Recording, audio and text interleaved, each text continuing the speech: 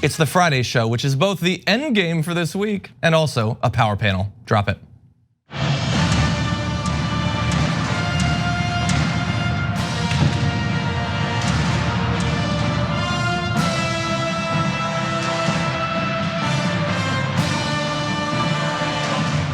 Welcome everybody to the Friday edition of the Young Turks. I'm Iadarola and Jayar and Maytha. This is gonna be fun. Who knew? You guys, they don't agree, but I'm gonna convince them. I will win them over by the end of this. Cenk isn't here, Anna isn't here. They're both probably prepping to see Avengers, I would imagine. That's probably what it is. I need to see the previous 3 first. No, I need to see 2. What's before this one? Oh, Mr. Captain, Miss Marvel or something, right? Captain Marvel. Mrs. You're Marvel. thinking of the Marvelous Miss Maisel, which is also good. Rachel Brosnahan, check it out. But yeah, there's a lot of movies actually. This is not the second one. There's a reason why I'm silent right now, but okay. Big one. It's gonna be fun. In any event, we've got big stuff too. We're gonna be talking about Donald Trump. He walked across the lawn and people had cameras, and that always goes really well. And so he talked about Robert E. Lee, measles, and his virility as a man. So we're gonna be breaking those down. But also, we apparently narrowly avoided an immigration policy from the Trump administration that is perhaps even more, at least on its face, deplorable than some of the ones that we did suffer through. We'll be talking about that. And then Maytha, you're gonna be leading us through a few stories to close out the hour, correct? Hopefully if we get to them, we're gonna talk about CIA and Comic-Con and Biden not wanting Obama's endorsement. Exactly, yeah. We've got a few little updates on Biden. Some interesting stuff about his fundraising and his first big interview as a candidate. It maybe went well in some ways, not necessarily in others, and we'll be breaking those down. But we'll be starting off with Trump. Donald Trump double or triple or quadruple down on his very fine people on both sides defense of the Charlottesville Unite the Right ralliers. And here's what he said.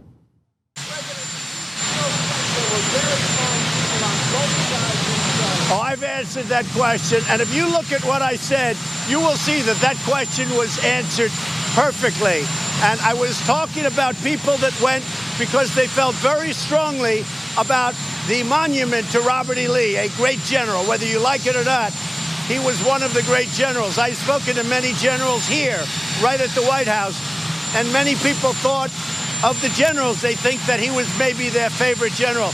People were there protesting the taking down of the monument of Robert E. Lee. Everybody knows that. No, everybody doesn't know that. We don't know that. That's not what happened. That's not what it was. So we're gonna talk a little bit about Robert E. Lee as well. But isn't it amazing that still, like him and his most high-profile defenders are still trying to muddy the waters and make it seem as if he did not.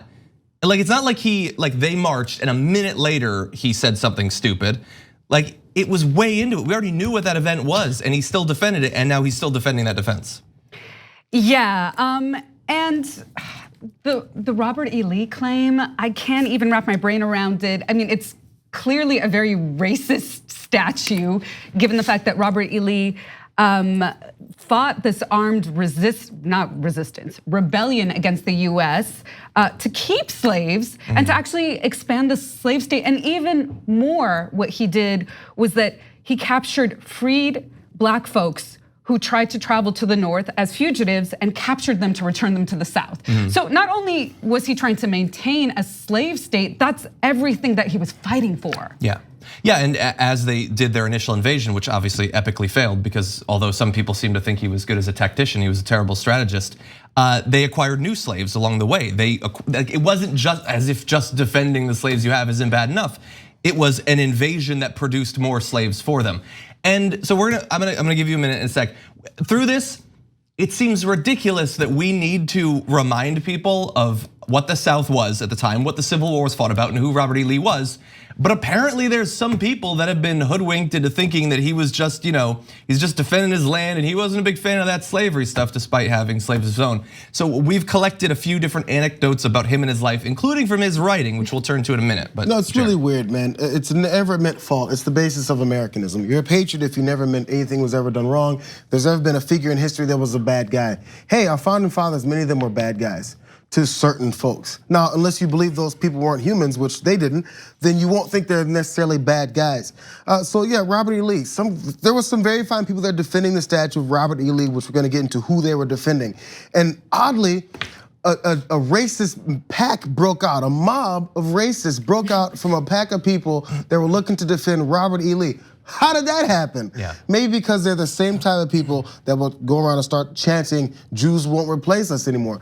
In other countries, when they do things horrible like genocide, we say they probably want to forget that part of their history. They probably don't want to honor, Germany may not want to honor Adolf Hitler. It's weird. If you bring it up, they may go, yeah, that was back in the past, certain folks did that, it wasn't necessarily me. Instead, we like to promote that. Oh, it's part of our history. Right. Isn't that awesome? No, it was not awesome. You should try to apologize for it every time someone brings up those names. We expect Germans to apologize every time that happens. And actually, I talked to some German folks, some who even watched the show, and they said that you know what side your grandparents were on if they didn't talk about the war. So if they didn't talk about the war, then they were on the side of the Nazis. Yeah. If they did, then they were the resistance to it. So it is so stigmatized. And here, look where we are now. Well, maybe with progress and 50 years, people in Germany will start arguing over this stuff again, I guess. Maybe they'll descend the same way we have. Yeah, and also, while we're gonna get into Robert E. Lee, we should make clear that that his argument that people just showed up over the statue or whatever, that is not true. This particular event had been widely advertised. It was not advertised about being about the statue. The statue was mentioned tangentially, but all of the speakers that were listed, and you can find all these advertisements now that were advertised for it, were all white supremacists and alt-right people. On the posters and things like that, there's no mention of the statue. It's just come see these great white supremacists defend whiteness. And I have a thing too where I have a feeling that, let's say I was weirdly into this statue, not a white supremacist, just was into the statue. If I showed up maybe an hour into marching with people who were saying bring on the ovens, if I don't leave, I agree with them, I think at that point. So maybe someone innocent showed up, but if they stayed, they knew what the deal was at that event. And they probably had no talking points about Robert E. Lee's tactical skills as a general. I don't remember that as part of the posters or Pickett's the charge was misunderstood. No, I don't think that's what was actually going on. I didn't hear any of those chants. I'm sorry. Maybe news media was just doing their fake news thing and blanking out all the General E. Lee chants. So why don't we turn to Lee? And so we're gonna have a couple of quotes from a letter he sent to his wife back in 1856, and he said this. And I'm gonna try not to do it in the stereotypical voice that they always do when they read letters from soldiers. Anyway, in this enlightened age, there are few, I believe, but what will acknowledge that slavery as an institution is a moral and political evil in this country. Now you read that and you think, oh, he thinks it's evil. But let's go on a little bit. It is useless to expatiate, I don't even know that word, on its disadvantages. Oh, I got it. I think it, however, a greater evil to the white man than to the black race. And while my feelings are strongly enlisted in behalf of the latter, my sympathies are more strong for the former. So it is evil for us, for the white people. Everyone else is doing okay. We were ruined by it. And it gets worse somehow. The blacks are immeasurably better off here than in Africa, morally, socially, and physically. The painful discipline they are undergoing is necessary for their instruction as a race, and I hope will prepare and lead them to better things. How long their subjugation may be necessary is known and ordered by a wise and merciful providence, straining the word merciful beyond its natural bounds. And so here's the thing, it almost sounds like he's, obviously he supports the institution. He thinks it's somehow better for the people who are being, often beaten, murdered, raped, family separated, all that stuff. But he thinks long term, it's somehow philosophically better for them. But you should also understand that he was a slave owner of his own, and apparently a pretty brutal one. So this is from Elizabeth Brown Pryor's Reading the Man book. Lee ruptured the Washington and Custis tradition of respecting slave families by hiring them off to other plantations. And by 1860, he had broken up every family but one on his estate, some of whom had been together since Mount Vernon days. One of the slaves regarded him as, quote, the worst man I ever see. And when two of his slaves escaped and were recaptured, Lee either beat them himself or ordered the overseer to lay it on well. Wesley Norris, one of the slaves who was whipped, recalled that, quote, not satisfied with simply lacerating our naked flesh, General Lee then ordered the overseer to thoroughly wash our backs with brine, which was done. So on top of the beating, just torture on top of that as well. That is the person who the right wants you to believe that their legacy has been perverted by leftists. The worst person I ever see. yeah, Yeah. is the best general. It's a great general. I'm sorry, I don't want to. Yeah, if you want to keep talking about our legacies and how slavery was so long ago, it doesn't mean anything. Think about one of those lines that we just read from Robert E. Lee. They're better off here than they were in Africa. We still hear that. Yeah. Yeah. Punishment for who you think should be in prison. Prison is not for rehabilitating people to come back into society. Our prison system is for punishment. So if they're already criminals, look at the rights that we strip of them. Look at the due process we strip of many people. And they should be punished. We have no problem with abuses that happen in prison. Oh, they're criminals. So when you see people as lesser than humans, which they did, and we still do to a certain degree today, you can do whatever you want to them. Torture them, who cares? He's a criminal. So we carry those same kinds of thought processes today. So just because we're not, well, not everyone is, but actually enslaving people to the degree that we did then doesn't mean we still don't harbor some of those same feelings and then cast it on many times the same minorities we did before. I mean, look, you also see the Christian fundamentalism in what he was saying, is that if they finally learn about Christian values, then they will be just as morally superior as we are, as they're maintaining an institution of slavery and brutalizing people. So that argument seems very discordant. Yeah. Wow. Did not think that we would have to teach people Robert E. Lee today, but you wake up in this age and you never know what is going to be in the news. And you know what, by the way, it seems weird you got to teach people about Robert E. Lee. I didn't study Robert E. Lee since high school, and definitely not to this degree. High school definitely didn't tell us these things. You have to go on your own and find this stuff out. So it's fine that you didn't know it. I didn't know it, but you have to find out who you're praising and exalting to this deity status. Yeah. So these statues that you're going to defend that end up turning into a racist mob, understand why that happens. It's because this guy was not a good guy. You don't have to exalt him. It's okay. Learn about who you think are your heroes and discover that they're not. Yeah, and by the way, I guess this is unnecessary, but it is bad enough that there are people who are brought up in the South, white people, and they believe crazy things about what the Civil War was about. They are trained to fundamentally not understand what was explicit at the time. And so they have this bizarre nostalgia for a time when they had more sociopolitical power or whatever. But it's the northern, like people like Donald Trump or Steve King, they're not even from there, and they exalt the leaders. They have the Confederate flag and all of that. Like there's some plausible deniability for racists from the South using those icons. But for the Northerners, all there is trying to play to that racial grievance. Well, but this was always Malcolm X's argument. Malcolm X was like, I had to leave Omaha because our house was firebombed. This is considered a part of the North, went to Lansing, his father was killed by the KKK. And his whole story was that, yo, civil rights movement, you're only focusing on the South, the North is bad too. And so I think we lose that narrative as well, but also clearly Trump and King are exploiting the lack of understanding and knowledge of our history that white folks in the South, racist white folks in the South have.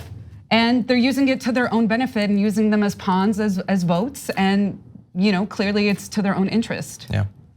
Okay, let's turn to something slightly different. More and more measles cases are being reported across the country, and here is what Donald Trump had to say about it this morning. What do you tell parents about getting their kids vaccinated? Measles, I'm a measles. Measles. Tell parents about that. They have to get the shot. The vaccinations are so important. This is really going around now. They have to get their shot. That could have been almost any president. Like that could have been a reasonable, literate president whose brain is in mostly solid form. That sounded like, and so I saw that, and I mean, I guess I felt the urge to give him some credit for simply acknowledging the scientific consensus on vaccinations. We're gonna undercut it in a couple of minutes, so just stay tuned. But it is a bad situation. The CDC reported this week there were 695 cases of measles in 22 different states, the highest since the disease was virtually eradicated back in 2000, and it's only April. We're 1/4 of the way through, and this is already the worst year. This does not happen randomly. It requires human choice and human effort and advocacy in a time when getting those vaccines is very, very easy. And so he apparently thinks that, yes, you should get vaccinated. So progress? Progress, okay, this is the hard part, and this is part of a character flaw. One of countless with this guy.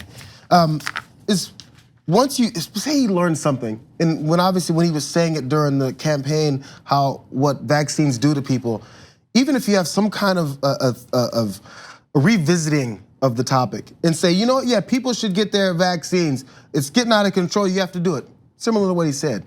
And I was wrong during the election when I said that this is what vaccines do to people. Since being in office, I've learned something else. I figured it out. And you know what? I think people should learn from what I learned from.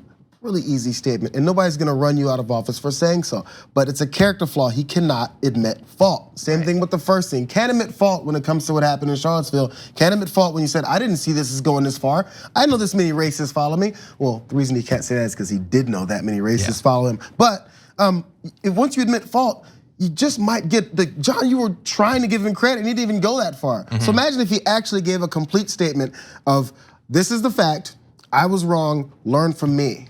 Oh man, this dude would get 10 points bump in his approval rating, and I don't even think that should be worth it. But enough people are so willing to give him any credit for anything, it would work out for him. And he didn't do that, and what he has said is pretty bad, and so we've got some examples of that. But first, from one of the earliest debates in the 2016 Republican primary, here is him on the same topic.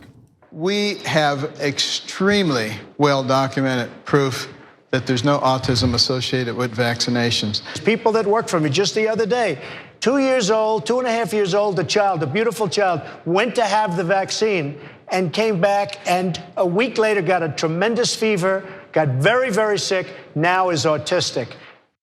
So look, the video's probably already been downvoted so much, and we're gonna get a lot of hate because people are crazy about this topic. Like, I've seen it happen in people that I know who were totally level-headed, had a kid, and you start to get wrapped up in this stuff. Well, I was gonna hit that point for a second, but I just wanna say it's really funny that he says it next to a doctor and he's shaking his head and then just leads with conjecture and has absolutely no data that he's pulling from except a sample story from his life. That's it, an anecdote.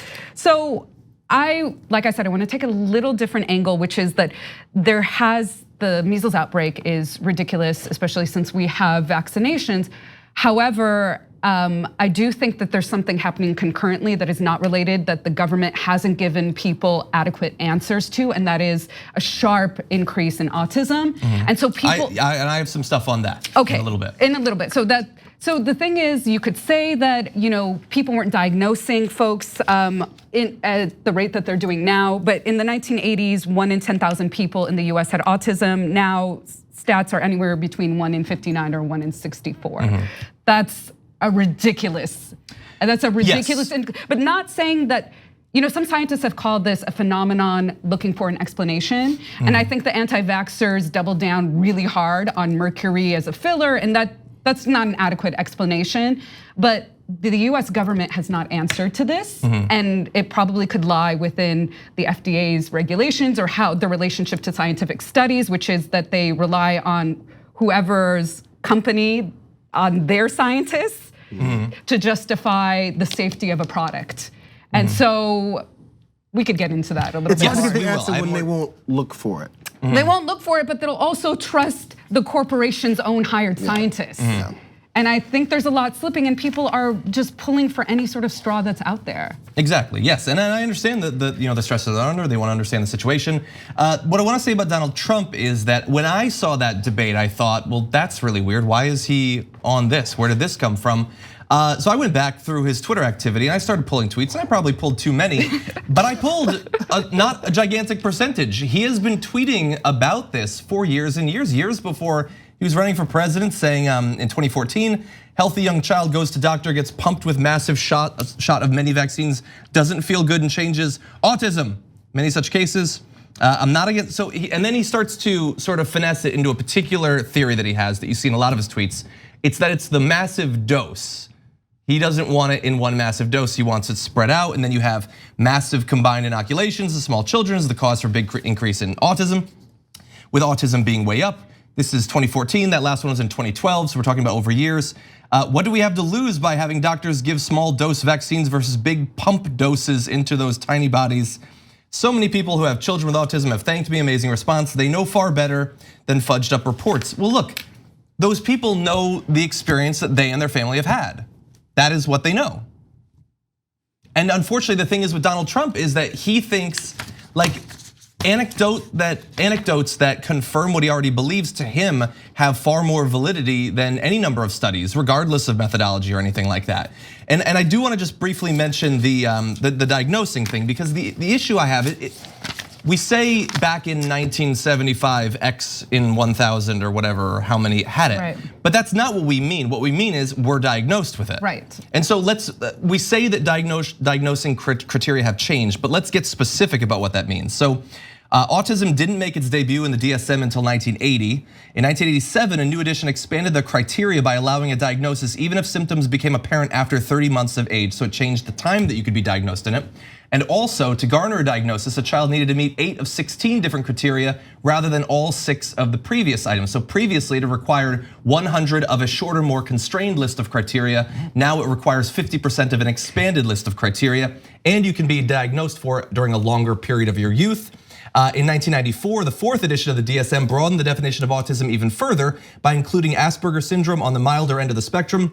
The current version, number 5, was released in 2013 and collapsed autism, Asperger's, and pervasive developmental disorder, not otherwise specified, into a single diagnosis. So it both made it easier for you to get a specific autism diagnosis, and it also began to include other things that had been previously diagnosed as something else into the same classification.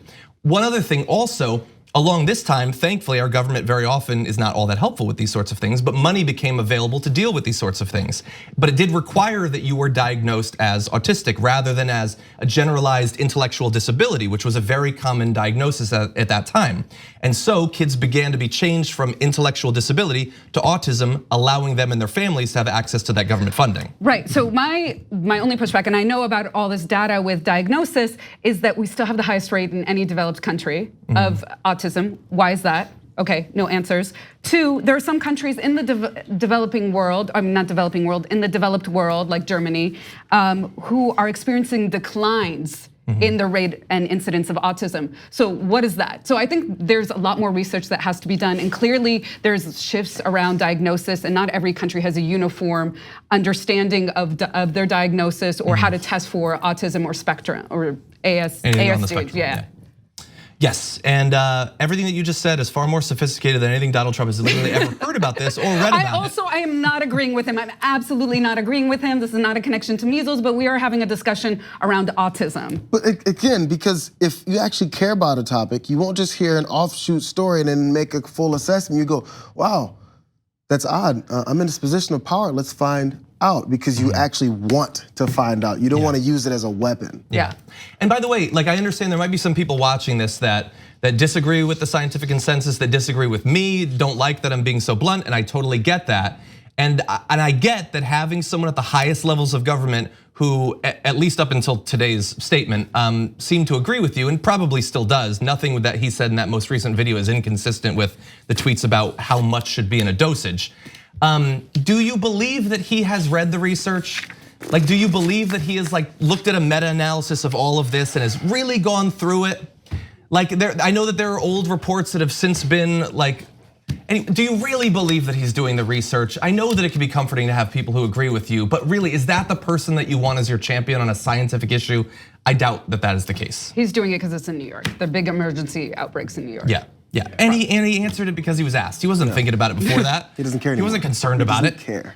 Anyway, so we do have to take our first break though. When we come back, Donald Trump's health apparently quite good, and so we'll be breaking down the consequences of that.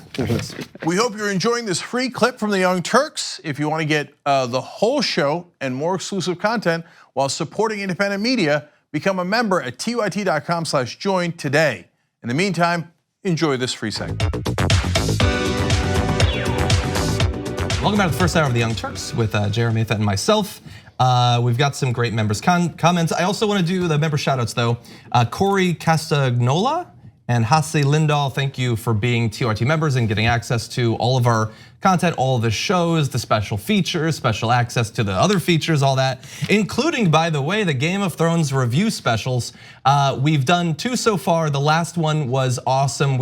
If you don't watch Game of Thrones, this is gonna seem ridiculous, but we did an hour and 40-minute review of a 57-minute episode of a show, and it was awesome. And episode 3 is coming up. We're gonna be doing a live reaction after the episode this Sunday. Cenk is gonna be here, Brett, Ida, and myself.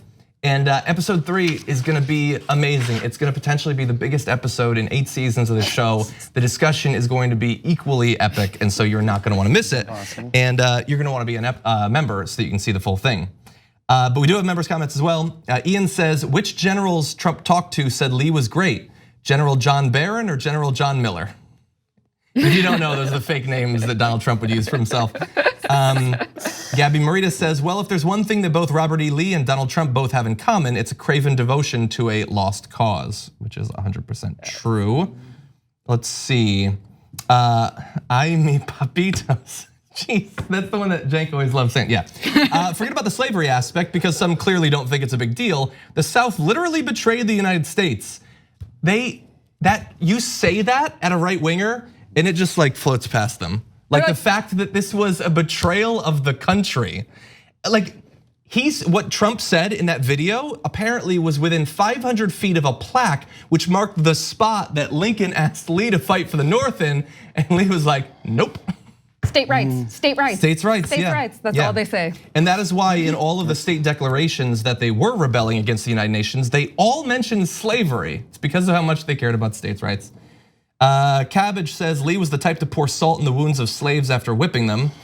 That is 100% true. And Scratch and Sniff MD says, glad to see Maytha on Young Turks so much these days, always bringing the power to the panel. Thanks. That is true. And with that, why don't we jump back in? Right here. I'm sure there was something about, no. Anyway, somebody tweet something nice about him, get him off my back. Power part, jeez, come on. Sorry. Wait. You can't take a second without patriarchy? Like a second? See, that's the power we were just talking about. Right? Okay, so message us something about either Jayar or his devotion to patriarchy, and I will read it after this. And with that, let's turn to something a little bit fun. There is a very real chance that Donald Trump is gonna be facing off in the general election against a Democratic candidate who might be north of 70 years. And here's what he had to say about that. How old is too old to be president? Well, I think that I just feel like a young man. I'm so young. I can't believe it. I'm the youngest person. I am a young, vibrant man. I look at Joe. I don't know about him. I don't know. Too old. I would never say anyone's too old, but I know they're all making me look very young, both in terms of age and I think in terms of energy. I think you people know that better than anybody. I hate the time that we live in. Can you imagine if Obama said, I'm young, I'm young, and I'm vibrant, and I'm sprightly, and I'm young. The youngest oh my president. God, but the best part of what that setup is that that's something that Trump could never like hold that over Obama. And yeah. you know how obsessed he is with being better than Obama, so he has to reserve it. Yeah, exactly. Yeah, and the scariest thing, now I watched that video a few times, I just watched it again, and we talked about this on the Damage Report today, and Brett had a theory, I didn't test it because I didn't watch the video again, that when he said, in terms of energy, he thrusts his hips forward, he did. He did. And I'm disgusted. I'm disgusted. The Rose Garden disgusts me in 2019, okay? He's been sullied by him. So the next question to ask is, in what other ways are you so young, right? Oh, because by age, because you're what, 72, I think we looked up earlier. He's gonna be 73, and then Biden is 76? 76? Something around there. They're both right around 77. Well, he's gonna be, so they're 4 years apart. He's the youngest. Okay, they're all old. And he said as far as energy, as we talked about the disgusting thing he did after that. So what else? Maybe as far as your policies, the same guy who says in the good old days. That's such a youthful thing, a young person thing to say. The one who's He does. He straight up says it. And he says AOC wants to get rid of aeroplanes. He calls them aeroplanes. This is not a young guy, and it's okay. You're an old dude, and that's what we've always had in office. But did you see his energy? The energy, walk around. Come on, dude. And also, right. so your old policies on healthcare, the border security, fossil fuels, and as I was mentioning, the good old days. None of that is youthful and young guy and appealing. So the next question, instead of them joking with him and saying, "Hey, is he too old?" Just say, "Hey, which policies appeal to so many young people that you hold?" Right, and that's the fault of the media over there, is that they didn't, one, have that follow-up question or want more than a soundbite from him that they could play like we're playing right now, but we have a little bit more context to assess what he's saying. And also, you know what's interesting? They were trying to present this as a slap to Biden. I think it was also a slap to Bernie, because he said both of them, right? Yeah. 100%. How old is Pete Buttigieg? Not that I'm supporting him, but how old is he again? What, 38 years old? 39? The youngest thing about him is that I think he's the youngest person who watches Fox and Friends at 72. But you point out how he's old. He thinks that wind turbines cause you cancer. That's an old person on the internet conspiracy theory, if I've ever seen one. He's really scared of Mexican immigrants. That's an old white person thing right there. He is 100% old. He just lies around. That's what I said on TDR. He lies around. He watches Fox News. That's like, you get an automatic membership to Fox Nation if you lay in bed watching Fox News for more than 3 hours a day, and he's got it. And he tells us every day that he does. He shows us that. So, but really fast, does it matter? So he is going to be attacking definitely Biden on his energy or whatever, but even Bernie, a guy who literally has not stopped sprinting for 3 years, he will be attacking them on their age. Do we care? Does that make you worried about the potential nominee being older? No, I'm wondering who he's trying to throw this to. Does he think that there are possibly some Bernie supporters that might be swayed over by, like, who is this argument benefiting? Yeah, because I mean, you still want your old voters to vote for you. So if you're saying old people, then you're kind of insulting your voters. Yeah, that is sort of weird. I mean, I get that. I assumed that it was just a generalized. He always has to like big himself up. And like, for somehow, the greatest con in American history has been his followers thinking that he's some sort of alpha. And so he has to maintain that. Right. And comparing his virility to 77-year-old men is how he does it, I guess. It's a bold move. We'll see if it works out for him in 2020. Anyway, let's turn to darker news. If you liked Donald Trump's immigration policies over the past 2 years, you're gonna love what might be coming in the near future. Take a look at what they're considering. There was an initiative examined earlier this year. The Department of Homeland Security officials looked at housing migrant children at Guantanamo Bay, which has a dormitory facility that has been used in the past to hold asylum seekers. The proposal to house migrant children from the southwest border there has not gained traction, perhaps because of the optics of housing young people adjacent to terrorism suspects, or in Cuba at all, or abroad, or whatever. The entire thing is horrendous, but this is what people voted for. Not the majority, but some. And this is what we almost got. And there have been policies in the past that we've found out about, and then they've denied them, and then they've gone into effect. It's possible that this one could cycle back around in a few months. It's the same approach to everything else. Remember the whole proposal, which was BS and a bit of a deflection, was the sanctuary cities. Let's just send them to sanctuary cities without any thought of how that would work, if it makes any sense. It's all to say, hey, if we do this over-the-top thing, maybe those stupid libs will realize how stupid they are, and then they'll go on our direction. That's no way to run a country. That's no way to come up with any kind of actually concrete policy. So we're just gonna send children to Guantanamo Bay, because then these bleeding heart liberals will go, oh, don't send them there. Hey, just send them back home then. We're on your side now. Where's the thought process? Nobody really believes that. It's a game in trying to show how brutal you can be, and like, I'm the American who's brutal, and those guys are soft, they're so un-American. It's just a constant PR battle, and you think being an a-hole is the best way to go about it, and that suddenly people will go on your side because we trust the bad guy. Yeah, and by the adjacency of the idea of Guantanamo Bay with prisoners being held also who have not been tried, so they're called terrorism suspects, but they haven't been tried. They're waiting for a trial. So by that association, they're supposed to be criminalized in the process. And I think that's part of the thought behind this, which is, Trump has been trying aggressively to paint people coming from the southern border as dangerous to us. Yeah. And if they could figure out a way to make the rest of the nation believe that children are dangerous, this is also part of that PR scheme as well, is put them next to something we actually don't question. Like I said, we don't question who's at Guantanamo Bay. We think that they're imprisoned terrorists. We don't think of people who've been tortured and haven't been to trial yet. Yeah, and all these policies, the ones that they put into effect, the ones that they consider but they don't actually do, just how cruel they are, how barbarous they are, that advances their agenda. Because I think in a very real case, all of these, at least for a significant portion of the population, shifts the over to window on immigrants. It's like if you say we need to build a wall, then many people will believe, oh, I guess we must need a wall. If he says I'm deploying armed troops to the border and I'm gonna loosen up the rules of engagement, then I guess they must be so dangerous we need to shoot them. If the kids belong in Guantanamo Bay, I guess they're as dangerous as terrorists. And many people will simply believe that it must be necessary because even if they're not like red hat wearing MAGA heads, they're inclined to support the president or whoever's in power. But this is also, I wanna turn back to, again, trying to criminalize children here and make them appear to be a threat to US military.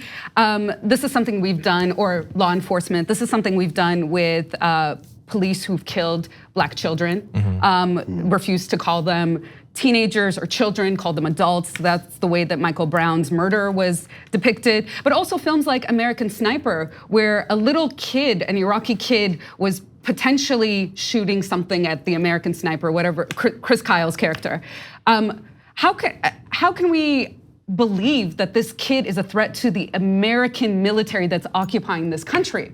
Somehow they've done such a brilliant job to convince us that children are threatening. Yeah, exactly. And the guy that stood on the stage at the RNC and said, only I can fix it, only I can protect you. Like the people voting for him, a lot of them stupidly or naively believed that they needed to be protected, that the threat was such that they needed to be protected, and thought that he could actually do it, not knowing that they're just putting him in office for him and Fox News to spend the next few years scaring the hell out of them, doing nothing to actually fix the problem.